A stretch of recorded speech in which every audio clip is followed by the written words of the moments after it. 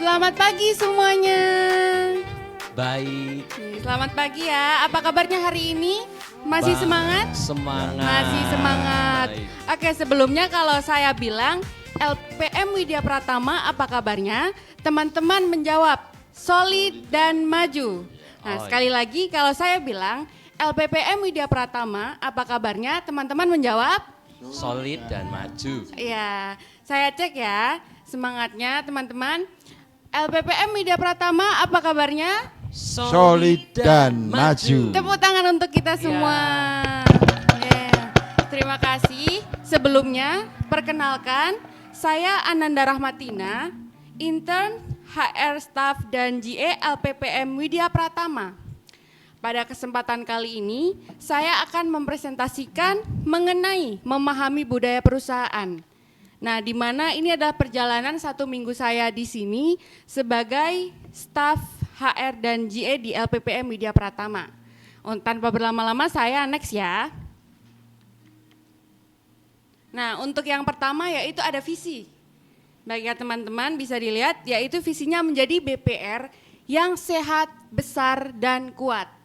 Nah, ini visi itu adalah jangka panjang ya, perusahaan itu mempunyai harapan jangka panjang di mana itu disebut dengan visi. Visinya itu menjadi BPR yang sehat, besar, dan kuat.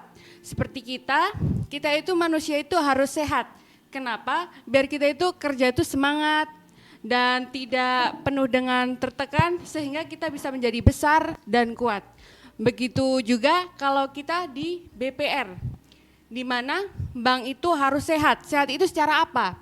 Jadi bank itu harus mempunyai arus keuangan yang sehat, NPL-nya yang rendah, sehingga itu tuh akan menjadi BPR yang besar. Besar itu apa? Besar itu cabangnya banyak, tetapi nasabahnya juga bertambah, begitu. Sehingga BPR akan menjadi BPR yang kuat dan mampu bersaing dengan lawan BPR yang lain. Jadi di ekonomi sekarang itu kita pasti harus mempunyai visi yang kuat yang harus kita maknai agar kita itu BPR kita itu selalu menjadi kuat, begitu ya teman-teman.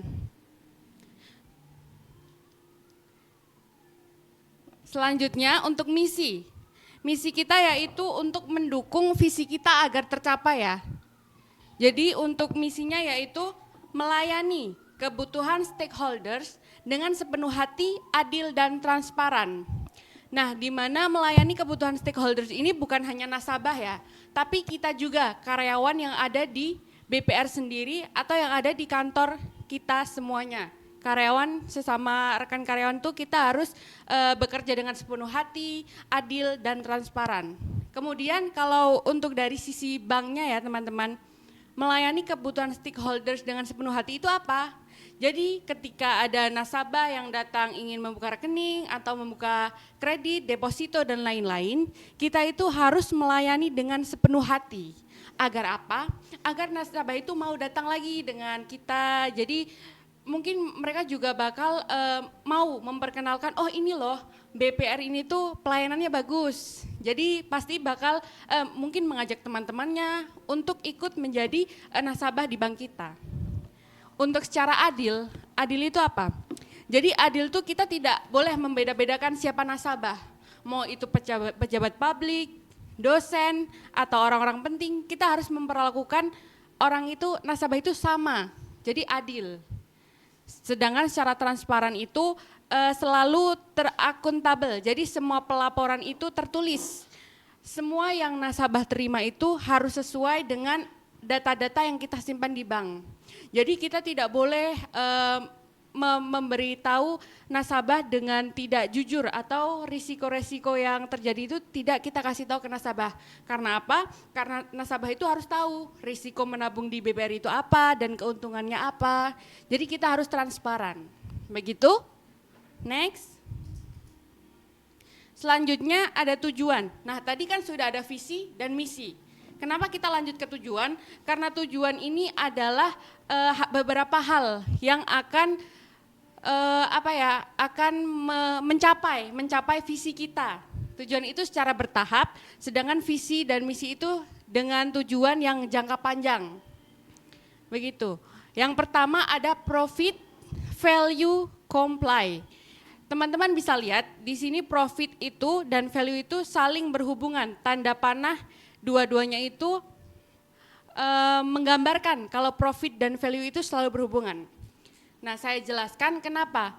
Karena kalau misal BPR kita itu selalu bertambah profitnya, value-nya itu juga pasti bertambah. Value itu bukan berarti hanya keuntungan ya. Jadi value itu bisa kita lihat dari manajemen SDM kita atau pelayanan kita. Jadi kalau pelayanan kita naik, value-nya naik, profit kita pasti akan naik. Karena nasabah pun bakal percaya karena value yang kita berikan ke nasabah itu selalu bagus dan berkembang. Dan dengan profit dan value kita harus diiringi dengan comply, yaitu kepatuhan.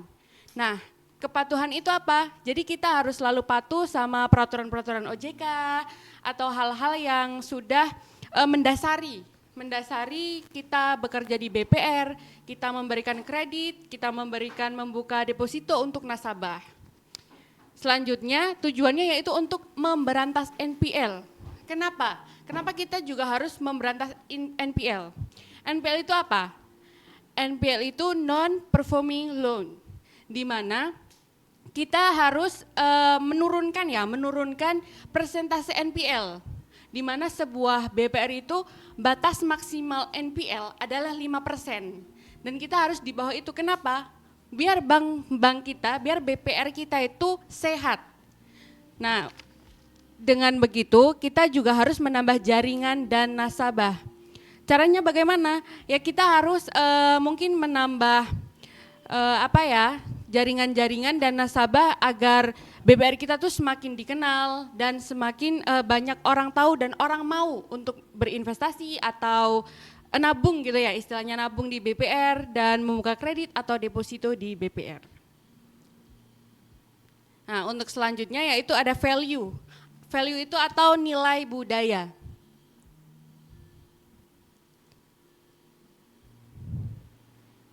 Loh, bentar. Nah ini, maaf ya, ini ada value. Yang pertama itu ada integritas. Integritas itu apa sih? Kejujuran. Kejujuran, integritas itu kejujuran. Jadi apa yang dikatakan itu, ya itu yang dilakukan.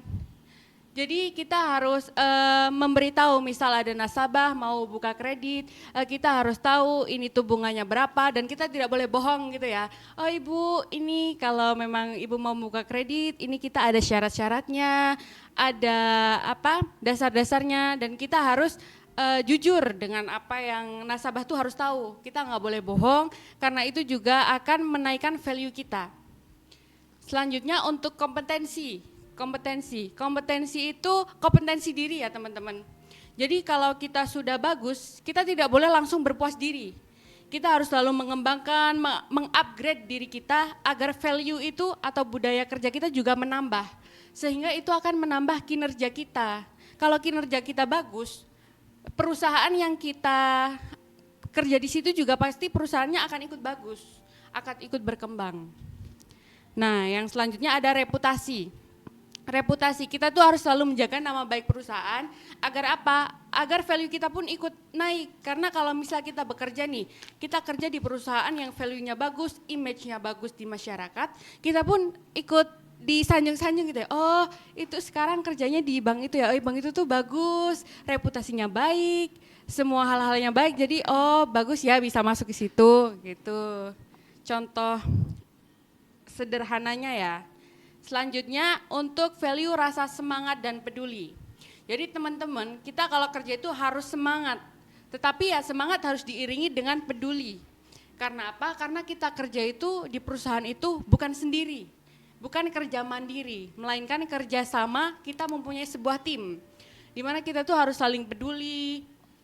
Temannya itu apa? Kita harus semangat, jadi semangat pun kita bisa membawa energi yang baik gitu ya untuk ke lingkungan sekitar. Jadi kalau kita udah berangkat kerja murung, teman-teman pun males gitu lihat kita, loh itu pagi-pagi kau udah murung, bikin bad mood gitu kan. Nah selanjutnya ada profesional dan proporsional. Di balik semangat dan peduli kepada teman, kita juga harus profesional dan proporsional. Jadi kita harus tahu batasan-batasan kita sesuai nggak sama apa yang divisi yang kita kerja di situ. Jadi kita walaupun kita peduli, tapi kita tidak boleh melalaikan, oh itu tuh memang sudah job desk kamu. Aku tuh peduli tapi aku nggak selalu bisa membantu kamu karena aku juga punya tanggung jawab sendiri. Begitu ya contohnya ya teman-teman. Nah untuk yang terakhir itu ada kerja keras, kerja cerdas, kerja ikhlas, dan kerja sama. Dimana teman-teman kita kalau kerja keras kan misal secara fisik gitu ya, pasti kita bakal lelah. Karena ini kok kerjanya tuh gitu-gitu terus, tapi kita tuh harus biar bisa kerja cepatnya tuh gimana. Jadi kita harus namanya kerja cerdas. Nah kerja keras memunculkan kerja cerdas dan kita harus ikhlas juga. Kenapa harus ikhlas? Kita harus ikhlas karena ya itu memang sudah menjadi pekerjaan kita. Kalau kita kerja dengan berat hati, dengan hati yang berat itu pasti kerjanya lama banget. Pasti berangkat kerja, oh kok kerjanya gitu-gitu aja ya, kapan ya pulang ya, pasti kayak gitu ya. Kapan ya kita pulang, belum kerja aja udah mikir kapan pulang. Karena apa? Karena nggak ikhlas kerjanya. kecuali kita tuh enjoy, kita menerima semua, kita memahami job desk kita. Jadi pasti oh nggak terasa ya ini dari pagi tadi udah mau jam makan siang, nah, udah jam makan siang, oh udah mau pulang ya. Jadi tuh kita ikhlas tuh biar kita juga betah gitu ya. Kita tidak tertekan di kantor, di perusahaan, jadi kerjanya pun baik. Nah untuk ketiga ini tuh harus diiringi kerjasama karena apa? Karena kita kerja di perusahaan itu mempunyai tujuan bersama. Jadi kita itu kerja tim ya teman-teman. Jadi memang kita harus kerjasama dan tidak boleh menyombongkan diri atau oh aku bisa pasti kalian juga bisa, tapi oh ya udah aku bisa, aku bantu biar kalian juga bisa, begitu ya teman-teman. Baik, itu adalah budaya perusahaan di BPR. Selanjutnya kita bisa mengenal BPR yang ada di sini ya teman-teman. Bisa dilihat ada 10 bank BPR. Di mana ini adalah 10-10-nya itu kantor pusat. Di mana kantor pusatnya ini tuh mempunyai beberapa cabang. Mungkin saya kenalkan untuk yang dasar-dasarnya dulu, yang pertama dulu mungkin untuk kantor pusatnya dahulu ya. Jadi ada 10, yang pertama ada BPR saudara kita, itu ada di Karawang BPR saudara kita. Selanjutnya untuk BPR Intan kita ada di daerah Gresik yaitu di daerah Jawa Timur. Untuk BPR Semeru itu ada di daerah Grobogan. Nah untuk BPR saudaraku itu BPR kita yang ada di Pulau Bali. Nah selanjutnya untuk BPR SAS itu ada di Jawa Tengah tepatnya di Gombong. Untuk BPR Pasar Boja itu ada di Kendal dan yang BPR Jateng itu kita pusatnya di Semarang. Untuk BPR Raga Sakti kita ada di Tangerang. Jadi ada beberapa cabang juga tapi pusatnya ada di Tangerang. Untuk yang BPR Chandra Muktiarta itu ada di Jogja, mungkin bagian Bantul dan Gunung Kidul ya. Untuk yang terakhir ada BPR Karangwaru itu di Jogja yang bagian Sleman dan kotanya. Begitu. Untuk yang terakhir yaitu saya ingin menceritakan ya hal yang sudah saya pelajari di sini yaitu standar operasional prosedur atau SOP perekrutan karyawan. Nah, saya di sini selama seminggu ini ya alhamdulillah teman-teman sudah diajari untuk merekrut karyawan juga. Nah, yaitu yang pertama adalah screening CV. Kalau kemarin yang saya pelajari yaitu saya screening CV-nya lewat Jobstreet. Nah, itu jadi ada beberapa kandidat yang masuk, banyak kandidat yang masuk, kita akan melakukan screening CV.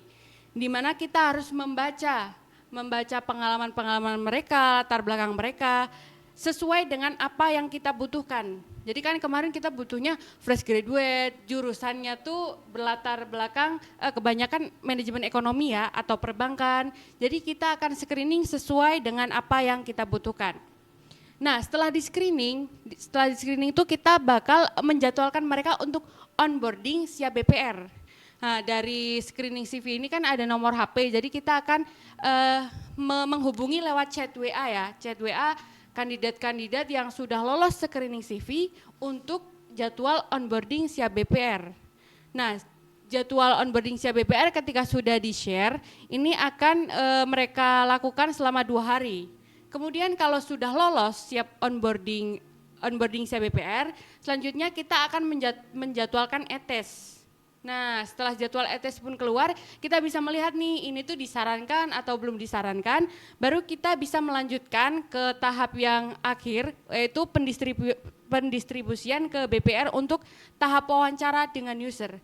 Jadi kita sudah mencarikan kandidat, tapi untuk wawancara user kita tetap serahkan gitu ya ke bank BPR yang memang membutuhkan kandidat tersebut. Jadi mereka kan lebih tahu mereka yang butuhnya itu kompetensinya yang bagaimana, atau memang mereka tuh butuhnya yang formasinya seperti apa. Mungkin kalau untuk sudah tahap wawancara user itu mereka bisa lebih mendalami begitu ya.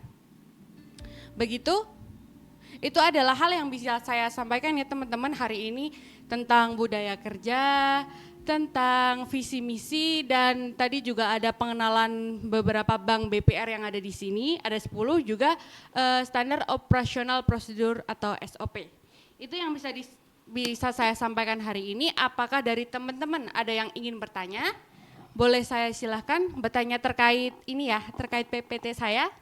Adakah yang mau ditanyakan? Mungkin Bapak Andre? Ya saya mau tanya Boleh. kalau setelah screening CV udah dijadwal onboarding 2 hari itu, onboardingnya itu berarti di tempat ya? Jadi saya harus ikut bareng-bareng sama orang-orang lain seperti itu ya? Baik, sudah atau masih mau ada lagi pertanyaannya? Kemudian saya tanya lagi, setelah itu kan berarti lanjut ke e-tes. E-tes itu apakah berapa hari gitu tesnya? Ya, saya kira begitu pertanyaan saya. Baik, terima kasih untuk Bapak Andre yang sudah bertanya. Izin saya menjawab ya Pak ya. Nah, kalau untuk SOP perekrutan karyawan kita itu alhamdulillah kita itu memudahkan ya Pak ya. Kita memudahkan kandidat untuk mencari kerja itu kita melakukan semuanya itu dengan online. Jadi kita sudah nggak perlu nih Pak, kita datang ke kantor, bareng-bareng kita antri untuk ngumpulin CV, nyerahin lamaran, kita juga nggak harus datang ke tempat untuk, oh ini nanti tesnya di sini ya bareng-bareng, jadi enggak ya Pak ya. Jadi untuk onboarding siap BPR pun kita semuanya full online ya Pak. Kita punya website sendiri, kita punya sistem sendiri, jadi teman-teman hanya cukup daftar dari rumah, menyelesaikan apa yang harus diselesaikan dengan baik. Kemudian untuk jadwal e-tes juga bisa dilakukan langsung selama 1 hari.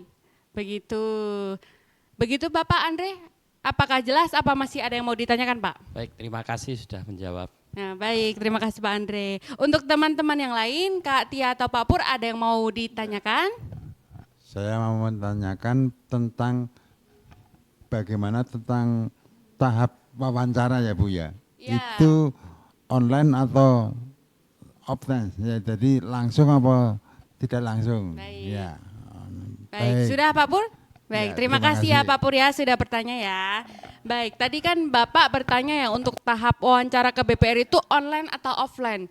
Nah itu tuh sebenarnya tergantung kebutuhan mereka dan tergantung peraturan di BPR masing-masing ya Pak ya. Karena mungkin mereka juga kalau memang bisa mau menjadwalkan online, bisa online. Tapi kebanyakan dari pihak-pihak user itu ingin melakukan wawancara secara offline. Karena apa? Karena mungkin mereka ingin lebih mengenal secara langsung gitu ya di tahap pertama. Jadi mungkin kebanyakan juga kalau sudah di tahap wawancara dengan user itu kebanyakan dari BPR itu memilih untuk offline Pak. Begitu. Apakah sudah terjawab Bapak? Sudah. Baik, untuk selanjutnya Kak Tia mau bertanya? Ya, izin bertanya ya Mbak Nanda, terima kasih atas presentasinya. Terkait yang ada di PPT Mbak Nanda, saya mau nanya nih Mbak Nanda, untuk onboarding dan e-tes itu kan biasanya kan ada prosesnya ya ini ya Mbak Nanda ya. Nah ini kalau BPR misalnya mau mengikutkan e-tes begitu, bayar enggak ya Mbak Nanda? Itu saja Mbak Nanda pertanyaan dari saya, terima kasih. Baik, terima kasih Kak Tia atas pertanyaannya ya Kak Tia. Jadi untuk perekrutan kita itu semuanya gratis ya Kak ya, tidak berbayar. Jadi untuk teman-teman yang mungkin ada iklan-iklan di mana di Facebook atau di apa, kalau yang mengatasnamakan BPR kita itu untuk semua urutan rekrut itu gratis, tidak berbayar. Jadi kalau memang ada yang bayar itu bukan dari kita, karena kita tuh menyediakan sudah gratis dan sudah infrastruktur dari kita sendiri begitu ya Kak ya. Begitu Kak Tia? Baik, terima kasih ya untuk teman-teman untuk partisipasinya dalam presentasi saya. Mungkin sudah cukup, tidak ada pertanyaan lagi? Sudah cukup, baik.